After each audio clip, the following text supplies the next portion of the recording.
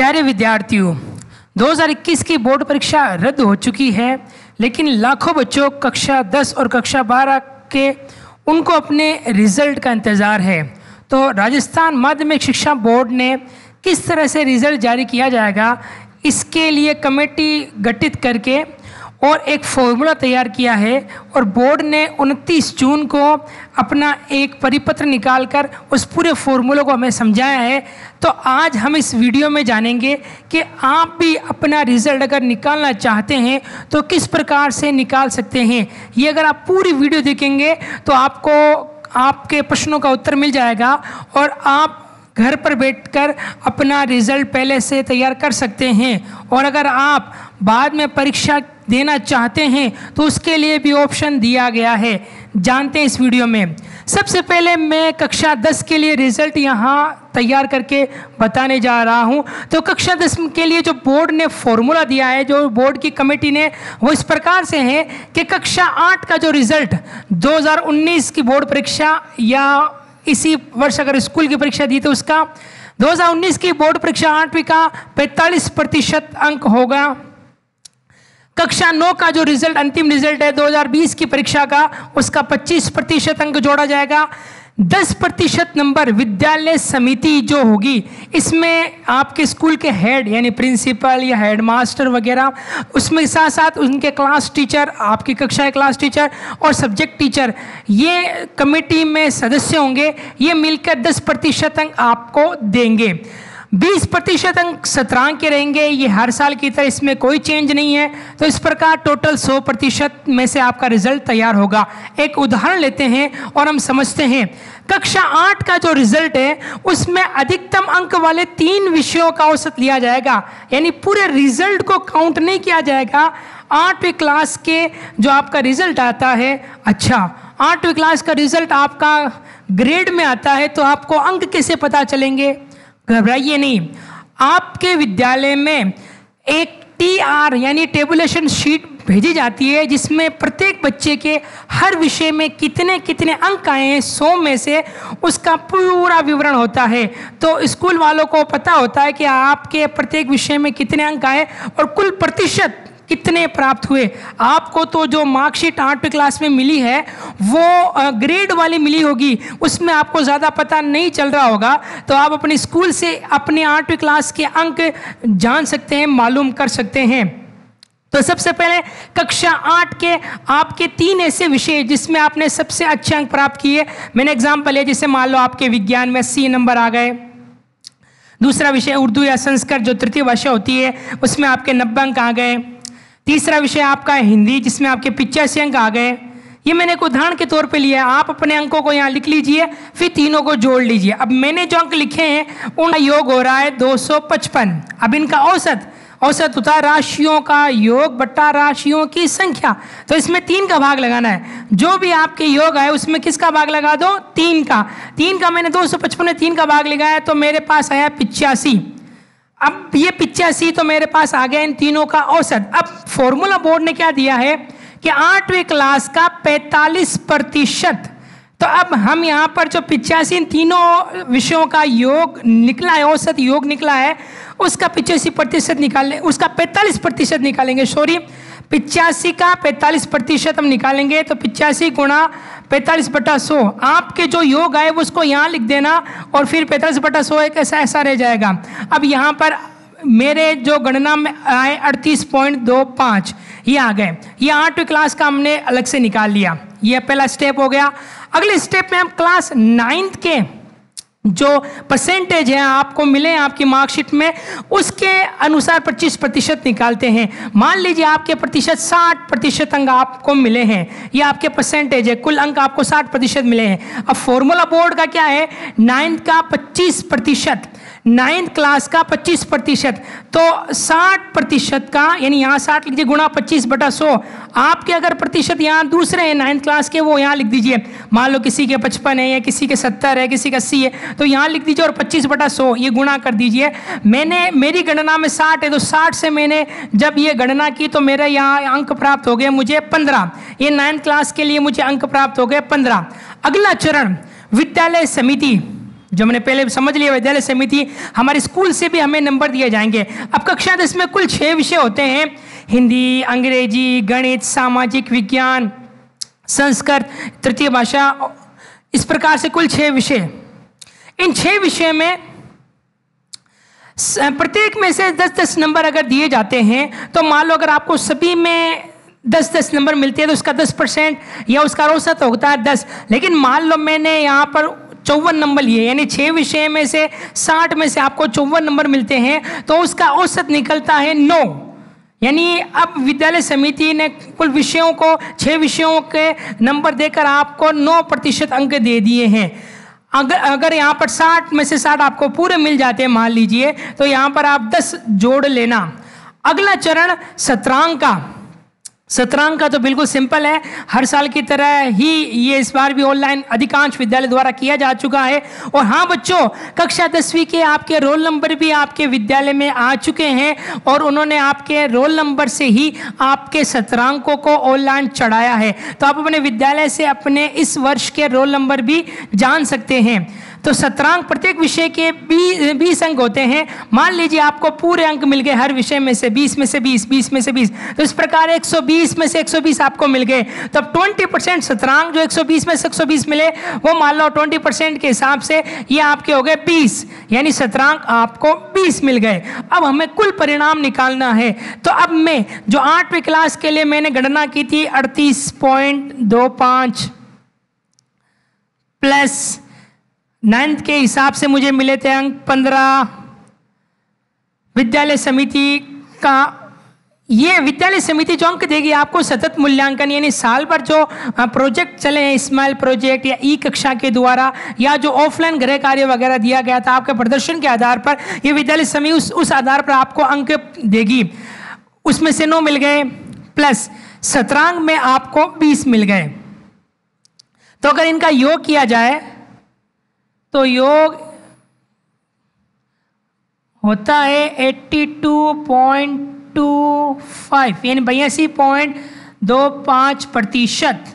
ये आपके परिणाम, अंतिम परिणाम कक्षा 10 का तैयार है। अगर आप संतुष्ट नहीं हैं तो आप परीक्षा दे भी सकते हैं। उसके लिए आपको ऑनलाइन वापस रजिस्ट्रेशन कराना होगा, जो विद्यालय के द्वारा आसानी से किया जाएगा। आपको ज़्यादा घबराना नहीं है, बस विद्यालय स्तर पे आपको बता देना है कि मैं इस परिणाम से खुश नहीं हूँ, मैं परीक्षा देना चाहता हूँ या चाहती हूँ, तो आप परीक्षा भी दे सकती हैं जब बोर्ड परीक्षा करवाएगा तब।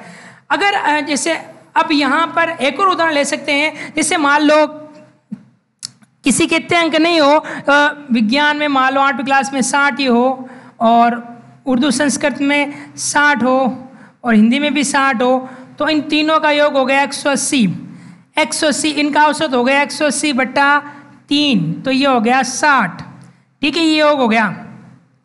अब आप 60 का 45% निकालोगे, 60 गुणा 45/100, तो ये 1 0 से 1 0 कट गया, 2 से काट 5 से काटते हैं पहले, 2 9 से काटते हैं 3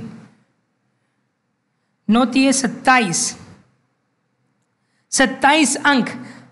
बाकी आप ये तो सरल समझ रहे हैं। यहाँ पर भी आप क्लास अगर 9th में आपके परसेंटेज कम है तो मान लो 50% है किसी के, 50% के हिसाब से उसका 25% निकालते हम, तो 1 2, तो वो हो जाता है 12.50। अब इनका योग अगर हमें निकालना है तो यहाँ पर 27 प्लस 12.50, मान लीजिए यहाँ इस बार विद्यालय समिति आपको 10 में से 10 देती है तो उसके 10 मान लीजिए। सत्रांक में से आपको 20 में से 20 मिल जाते हैं, तो 20 प्लस 10 30 और ये 27 हो गए 57 में 12 जोड़ दिए तो हो गए 69.50%। तो प्यारे बच्चों, इस प्रकार आप कक्षा 10 का रिजल्ट आप पहले से भी तैयार कर सकते हैं। और आप इस रिजल्ट से संतुष्ट नहीं हैं तो आपके लिए परीक्षा देने का विकल्प भी रखा गया है, तो उसकी तैयारी भी पहले से शुरू कर सकते हैं। उम्मीद है इस वीडियो में आपको ये समझ में आया होगा। अब अगले भाग में हम समझते हैं कक्षा 12 का रिजल्ट किस प्रकार से निकालना है। अब हम कक्षा 12 का रिजल्ट किस प्रकार से निकालेंगे वो जानते हैं। कक्षा 12 क्योंकि 3 फैकल्टीज़ होती है, आर्ट्स, कॉमर्स, साइंस, तो उसमें पहले नॉन प्रैक्टिकल सब्जेक्ट, कॉमर्स और आर्ट्स के अधिकांश, साइंस को भी छोड़ देते प्रैक्टिकल सब्जेक्ट को, और आर्ट्स के प्रैक्टिकल सब्जेक्ट को छोड़ देते। जो गैर प्रायोगिक विषय हैं उनका किस प्रकार से रिजल्ट निकालना है वो जानते हैं। बोर्ड ने हमें फॉर्मूला दिया है, 40% कक्षा 10 का जो रिजल्ट है उसमें अधिकतम जो विषय अंक वाले 3 विषय उनका औसत निकालना है, उनका 40%, 20% 11वीं का रिजल्ट का और 20% विद्यालय समिति का। इस बार थोड़ा चेंज कर दिया 10वीं क्लास के हिसाब से, वहाँ 10% था, यहाँ 20% है, 20% है। विद्यालय समिति का पावर यहाँ बढ़ा दिया गया और शतरंज 20% है, इसमें कोई चेंज नहीं है। सेशनल मार्क्स ये टोटल 100% हो गया। अब एक उदाहरण लेते हैं। आप अपनी कक्षा 10 की मार्कशीट ले लीजिए, हाथ में ले लीजिए, उसमें देखिए आपके किन विषयों में, 3 विषयों में सबसे ज़्यादा नंबर आए हैं। हमने एग्जाम्पल हिंदी, इंग्लिश, साइंस लिया है। मान लो मैं एक सरल एग्जाम्पल ले लेता हूँ ताकि गणना आसानी से हो जाए। हिंदी में भी 70 आए मेरे, इंग्लिश में भी 70 आए और साइंस में भी 70 आए, तो इन तीनों का योग हो रहा है 210। योग यहाँ लिख लेता हूँ मैं 210, ठीक है। अब मुझे निकालना है इनका औसत। औसत 3 का भाग लगा देता हूँ मैं, 210/3, तो मेरा औसत आ जाता है 70। अब क्या करना है, जो तीनों विषयों का औसत आया है उसको फॉर्मूले में लगाना है। फॉर्मूला हमारे पास क्या है, 10वीं के रिजल्ट का, टॉप 3 विषयों के औसत का 40%, तो 10वीं के 3 का औसत मेरे पास है 70। आपके जो औसत आए वो सही से निकाल लेना, फिर उसका 40%। अब मेरे 70 आए तो 70 × 40/100, यानी आपकी केवल ये संख्या बदलेगी, बाकी ये संख्या समान रहेगी। तो अगर हम 0 से 0 काट देते हैं तो 7 चौक 28, ये 28% या 28 नंबर हो गए।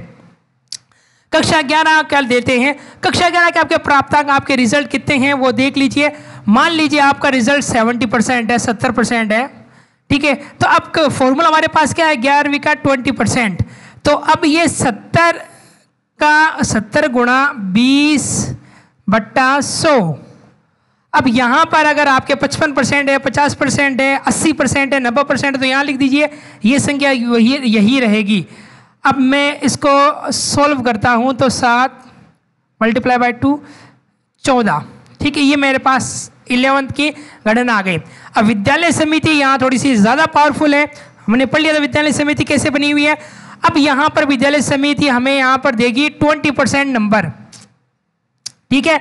20% नंबर मान लेते हैं कि उन्होंने 20 में से 20 हर विषय में पूरे दे दिए, तो 100 में से 100 मिल गए। और अब इसका औसत 20% निकलता है, तो वो 100 में से 100 आ गए, तो वो 20 नंबर हमें मिल गए, यानी 20 में से 20 मिल गए।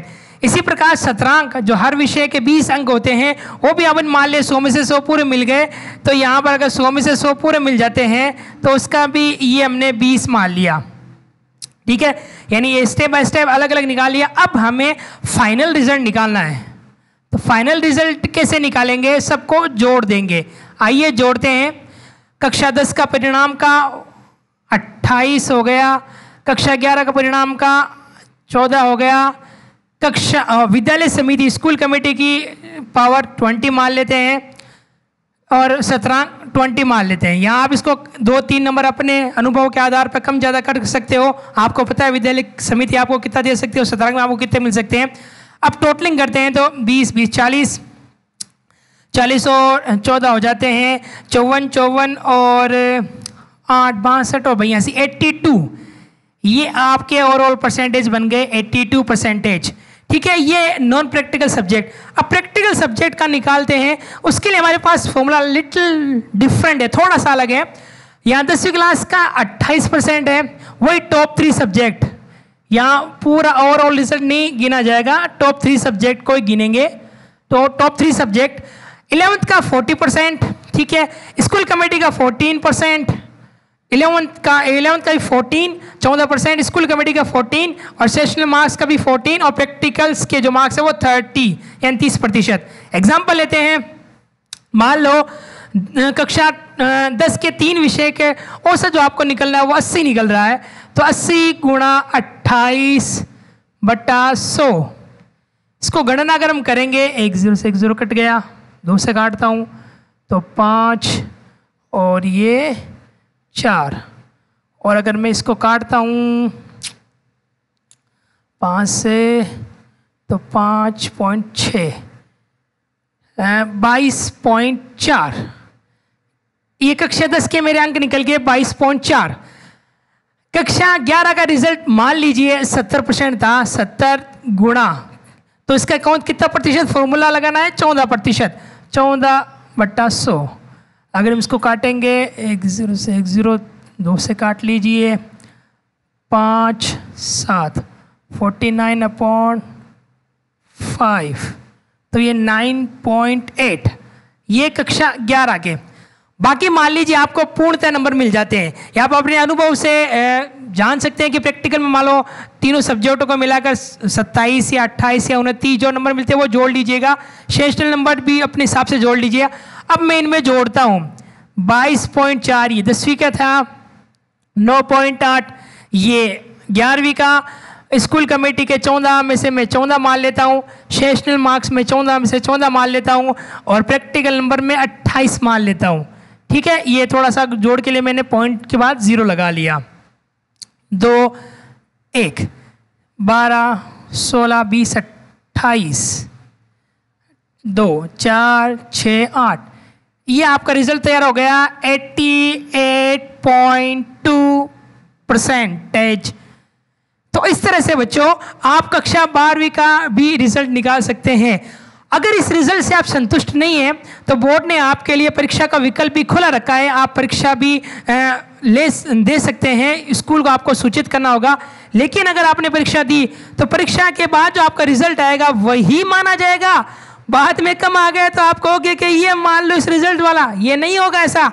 तो आप सोच समझ के ये निर्णय करें। और जो प्राइवेट बच्चे हैं या जो एक विषय में सुधार के लिए जिन्होंने फॉर्म भरा था उनको परीक्षा देनी ही होगी। कक्षा 12 का जो रिजल्ट है वो 31 जुलाई से पहले आने की संभावना है, और कक्षा 10 का रिजल्ट 45 दिनों के भीतर आ सकता है। ये हमने बोर्ड ने जो निर्देश जारी किए हैं उसके आधार पर पूरी वीडियो बनाई है और आपको समझाने का प्रयास किया है कि किस तरह से आप कक्षा 12 और कक्षा 10 दोनों के लिए अपना रिजल्ट पहले से जान सकते हैं। फिर आपको अच्छा लगे तो आप परीक्षा भी दे सकते हैं। परीक्षा की तैयारी के लिए हमारे चैनल पर मॉडल पेपर का विस्तार से वीडियो भी है जो आपको यहाँ कार्ट में मिल जाएगा, उसका भी आप उपयोग कर सकते हैं। तो इस तरह से हमने ये वीडियो बनाई है, लेकिन बोर्ड का निर्णय ही अंतिम होगा, अधिकृत होगा, ऑफिशियल होगा। धन्यवाद।